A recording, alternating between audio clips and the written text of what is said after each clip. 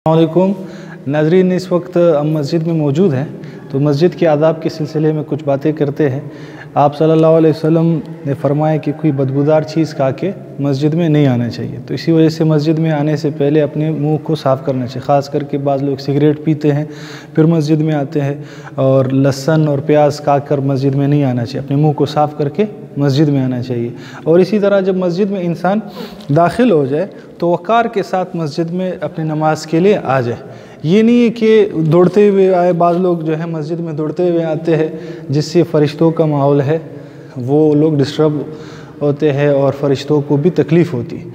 अब उससे नमाजियों को भी तकलीफ़ होती है, वो समझते पता नहीं क्या हो गया, कौन आ गया, दौड़ते हुए।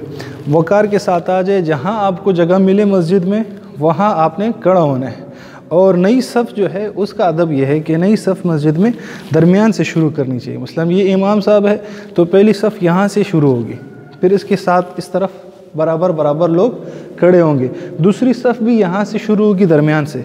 लोग क्या करते हैं, आते हैं दरवाजे से उस तरफ खड़े हो जाते हैं, बाज़ उस तरफ खड़े हो जाते हैं, बीच की जो जगह है ये खाली रह जाती है।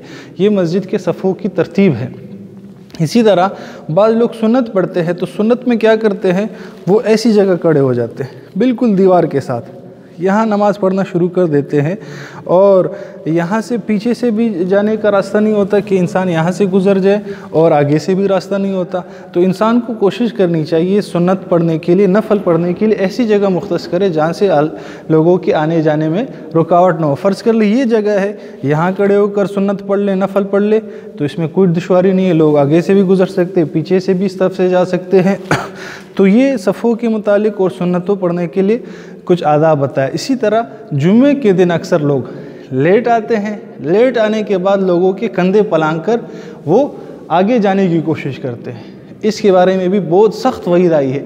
आप सल्लल्लाहु अलैहि वसल्लम ने फरमाया, जिसका मफ़हूम है कि जो जुम्मे के दिन आकर और कंधे पलांग कर जाए तो ऐसा है कि जहन्नम की तरफ पुल बनाया।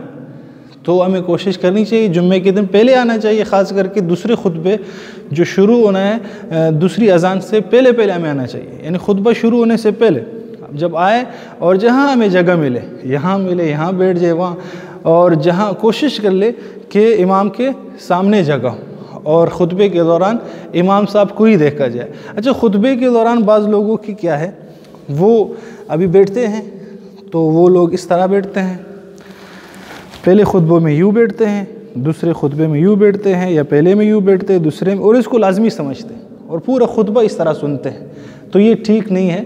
मतलब ठीक इस तरह नहीं है कि इसको लाजमी समझना ठीक नहीं। अगर आप इसको लाजमी समझेंगे और कहेंगे कि यार ये लाजमी है और इससे हमें सवाब मिलेगा या सुन्नत अमल है, तो ये ठीक नहीं है, क्योंकि खुतबे के दौरान किसी भी तरीके से आप बैठ सकते हैं, कोई मखसूस हैयत लाजमी नहीं है।